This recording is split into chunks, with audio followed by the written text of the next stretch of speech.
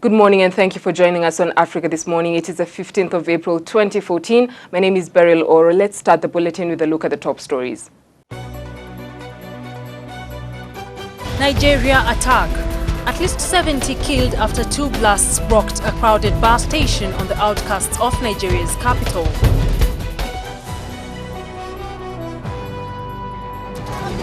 Kenya's bid to fight terror. 10 foreigners arrested in the ongoing anti-terror security operations arraigned in court.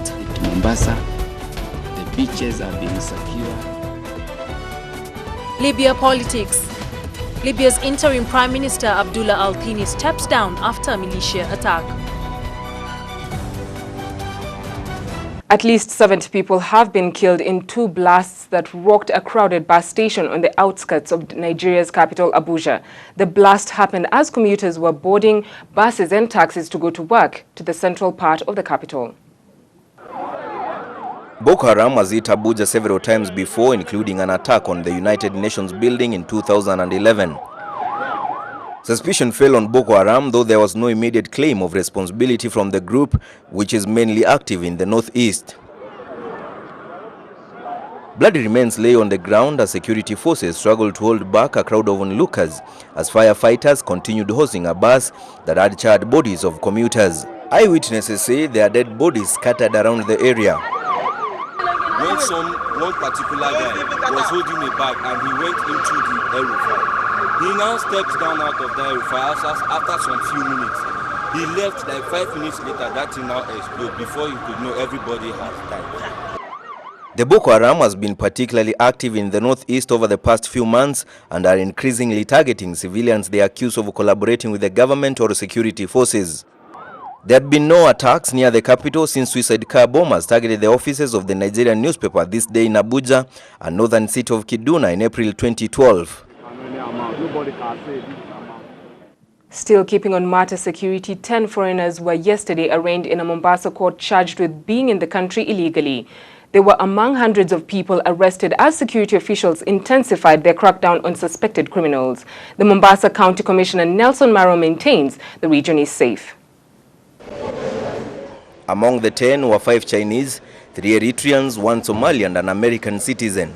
The 5 Chinese pleaded guilty to engaging in employment without a work permit, being unlawfully present in the country and unlawfully obstructing the immigration officer from executing his duties on the day of arrest. The 5 were working as salespersons without a valid work permit. They were fined 50,000 Kenya shillings each or served 6 months in jail for every count.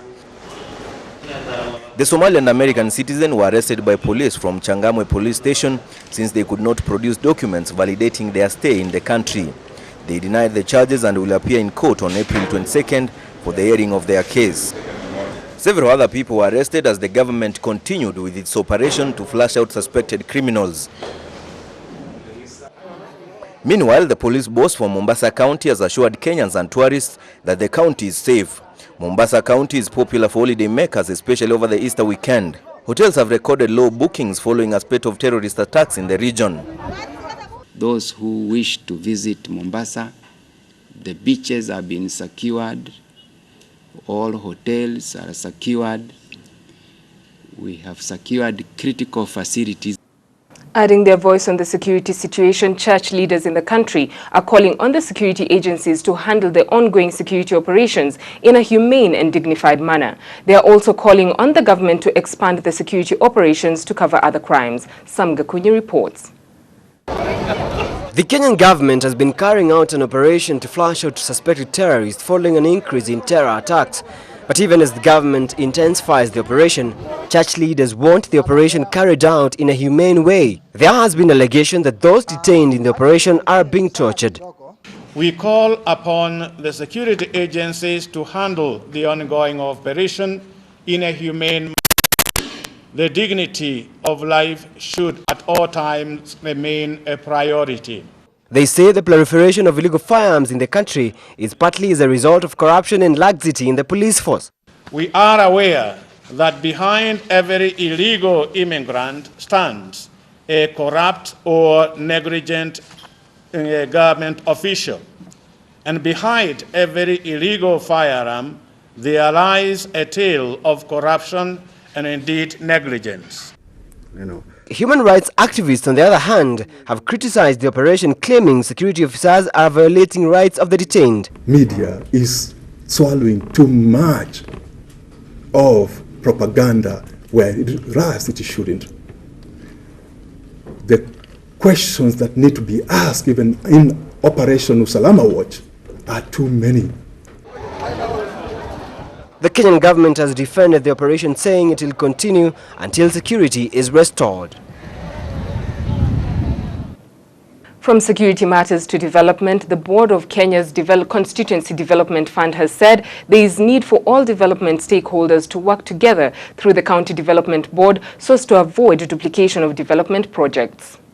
We do have programs that Started 11 years ago, the Constituency Development Fund has been touted as an effective development intervention in the region. CDF is a government program. It's a devolved fund that was started in 2003. The objective is to address grassroots development in Kenya and fight poverty by dedicating a minimum of 2.5% of ordinary revenue of national government every year to address development needs at a grassroots level. Through the fund, a range of development projects have been initiated across the country in various sectors of the economy.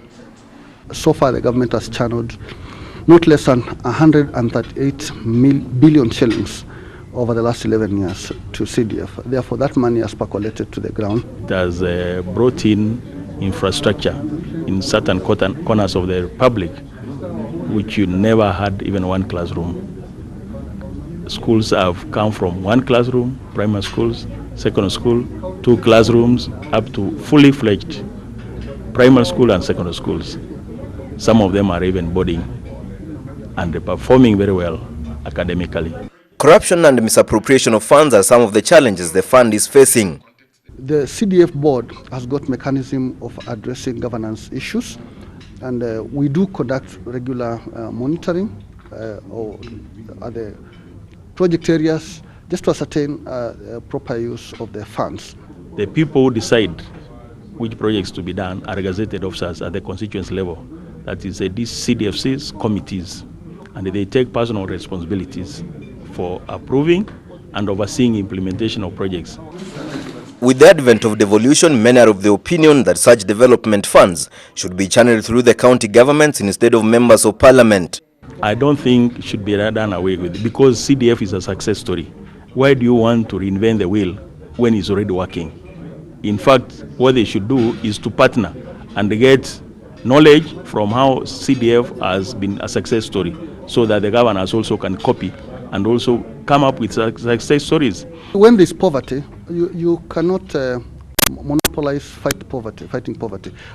Poverty is a dimensional aspect, and you require a dimensional approach to be able to fight poverty. What is required is that the actors, the players in addressing poverty are well coordinated.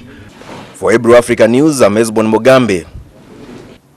Kenyan employers have pleaded with the government not to announce a minimum wage increment during this year's Labor Day celebrations. They say the burden is already too heavy on them, and an increment is likely to affect the cost of production negatively. The high cost of living in Kenya, which has resulted to an increase in prices of many basic commodities, has forced many Kenyans to dig deeper into their pockets, with the low-income earners suffering the most. There are many factors attributing to this nightmare, with the high wage bill which the Jubilee government is currently struggling with, making life more difficult for many Kenyans. The minister should know, and somebody in the ministry should be advising the minister. And now, just days after the Central Organization of Trade Union KOTU demanded a 20% minimum wage increase owing to the high cost of living, the Federation of Kenya Employers FKE has cautioned the government against making such a move. But we don't believe that minimum wages should chase inflation, which is what we've been doing. It's actually a self-defeating mechanism to keep increasing minimum wages, thinking it will address the issues of the high cost of living and the inflation and the difficulty the ordinary Kenyan is finding in making ends meet. It is not the answer. So if we keep doing that, then we keep making Kenya less and less competitive. According to the employers, the government should adopt other measures to reduce the cost of living rather than increasing wages. Why is it that the cost of living in Kenya is higher than in the region? Kenya actually is being cited as the second most expensive city in our continent. What is driving that? So if we address those issues, then I believe the pressure to add more money would go. Because every time more money is added, actually, for business people, you pass that cost to the consumer. So the employee ends up paying the same. Kenya's businesses have been dwindling recently due to continued terror threats, with many investors incurring losses as they move to protect their businesses. For instance, the effects of insecurity in the country are trickling down to the tourism sector, with many hotels recording a 40% low bed occupancy, way much lower than expected during this time of the year. They must also identify and punish officers among its ranks who may have colluded with the criminal elements to avert this situation. The employers are raising the concerns a fortnight before Kenya joins the world in marking International Labour Day, and at a time when two rival workers' unions, KOTU and PUSETU, are disagreeing on who should preside over the Labour Day celebrations. Half of the public transport service operators have complied with the new rules aimed at regulating the sector. Transport Cabinet Secretary Michael Kamau made the revelations after the High Court in Nairobi suspended the implementation of Rule 11, which contains provisions to do with roof carriers, fines of operating without the TLB license, and fleet management systems. We are committed to ensuring that the momentum created in addressing the road safety challenges is sustained and maintained. We will therefore continue implementing the ongoing safety programs with the aim of reducing road crash fatalities. As we prepare for the forthcoming Easter holidays, and I know the schools are closed, we are apprehensive that past records which indicate an increase in road traffic accidents, we are very apprehensive about this period. Last year, 58 people lost their lives during the Easter holidays, and 173 persons sustained life-threatening injuries.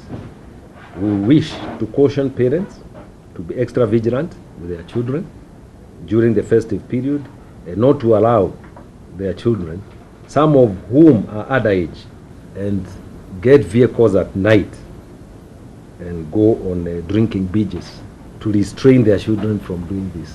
Eager to create investment opportunities that will lead to economic growth countrywide, President Uhuru Kenyatta led a government delegation and businessmen to a bilateral economic conference in Turkey geared towards boosting economic ties between the two countries. Several deals were signed during the trip. President Uhuru Kenyatta last week made his first tour of Turkey to solidify ties between the two countries. Turkish President Abdullah Gül's first interaction with Kenya was in 2009 when he made his first visit in an effort to kickstart the relationship. This bilateral meeting that took place in Ankara and Istanbul cities of Turkey paved way for a three-day program that allowed selected business representatives under the umbrella of the Chamber of Commerce in Kenya and the Turkish Business Council to explore collaborative economic opportunities in both countries. My trip to Turkey is once again to further strengthen that partnership between our two countries, to see greater, increased cooperation between our two countries, both at the bilateral and multilateral level. One of the issues that we have in Kenya is safe, affordable medicine, because a lot of the pharmaceutical products in Kenya originate from countries that we don't understand what they are. And also the medications in Kenya is very expensive, which makes health service delivery difficult. So what I was hoping to find is to find reasonably priced medications, but safe. And I'm very impressed with what we found, because we found high-level manufacturing factories. And we also have gotten a lot of interest from the Turkish manufacturers interested in setting up shop in Kenya. A total of 10 business agreements were signed between the countries, touching on security, youth, culture and sports, support for small and medium-sized businesses, among others. In the spirit of further cementing the relationship that has been established for both economic and social benefit for both countries, businessmen from Kenya and also from Turkey have convened here at the Hilton in Istanbul, Turkey, to hear from their government representatives and also to share with each other on the opportunities that they can both take advantage of. Though the investment forum worked to expand the economic opportunities in both countries, the gap in the advantage was a point of concern. Kenyan exports into Turkey is $10 million. Turkish exports into Kenya is $135 million. There's a huge imbalance, and the imbalance is in favor of Turkey. I think there's an opportunity for Kenya to pitch to expand its exports into this market. In particular, we'd like to ask the Turkish government to consider reducing the duties that they levy on Kenyan commodities, especially tea, also Kenyan coffee. Currently, there are only 5,000 tourists. Business representatives from Turkey are expected to visit Kenya next month. And to Libya, Libya's interim Prime Minister Abdullah Al-Tini is stepping down after he and his family were attacked by a militia. Al-Tini was only confirmed as Prime Minister last week after Al-Zaidan was sacked for failing to improve security. In a letter sent to the General National Congress and published on the government website, Dini, through his spokesman, said he and his family had been victims of a cowardly attack and he could not accept to see any violence because of his position. Today a message has been released from Mr. Abdullah Al-Tini, who is the responsible person of forming a new government, in which he clarified his wish to decline the responsibility of forming a new government due to the attack that was exposed in his residence. The result of this attack was much gunfire in the residential area, which frightened Mr. Abdullah and his family, who were present at that time. Dini's resignation adds to growing chaos in Libya, where the fragile government has struggled to overcome political rivalries and brigades of former rebels nearly 3 years after the fall of Muammar Gaddafi in a NATO-backed rebellion. Abdullah Al-Tini is not presenting his resignation from the current government. However, he has declined the responsibility of forming the new government. The government will continue with its work as interim government until the Congress names a new person. With no real national army OPEC member, Libya is struggling with its transition to democracy as the brigades of former rebels who once fought Gaddafi refuse to disarm and often challenge the state's authority. If his resignation is accepted, the GNC must appoint another premier. The legislature, deeply unpopular with many Libyans who say it has failed to advance democratic transition, is deadlocked between Islamist and nationalist parties. To Algeria, presidential contender Abdelaziz Bouteflika made his second public appearance in months, accusing his main rival Ali Benflis of inciting violence. This comes as curtains closed on Algeria's 3-week-long election campaign period.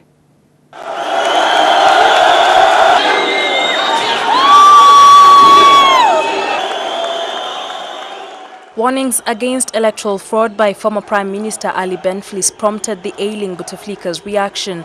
Making a rare television appearance, only his second since campaigning began, Bouteflika accused Benflis of fomenting violence. The 77-year-old Bouteflika, despite ailing health and not even appearing in person on the campaign trail, remains favorite to win a 4th term in the April 17th vote in the North African nation. Presidential aides wrapped up Bouteflika's campaign on his behalf in Charaga, west of Algiers, boasting that he led Algeria from darkness into light. He led Algeria from darkness into light. He led Algeria from darkness.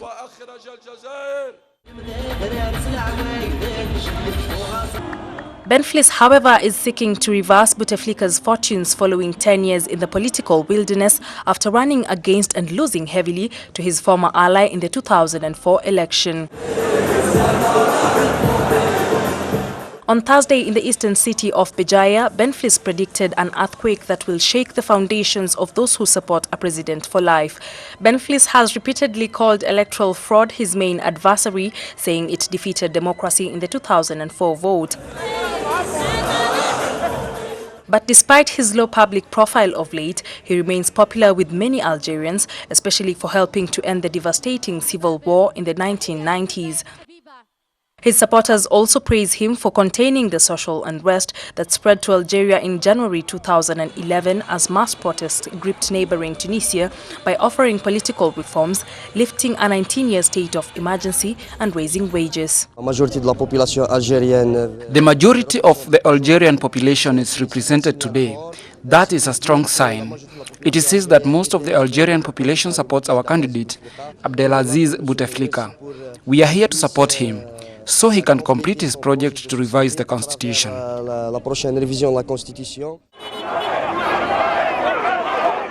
However, experts say discontent remains a real threat amid high youth unemployment and poor living conditions for many, despite Algeria's windfall hydrocarbon revenues. Some 23 million people are eligible to vote on Thursday, choosing between 6 candidates. That story brings us to the end of the Bulletin on Africa this morning. Join us next as we take a look at the conversations that you are taking part in on our social media platform on Trend.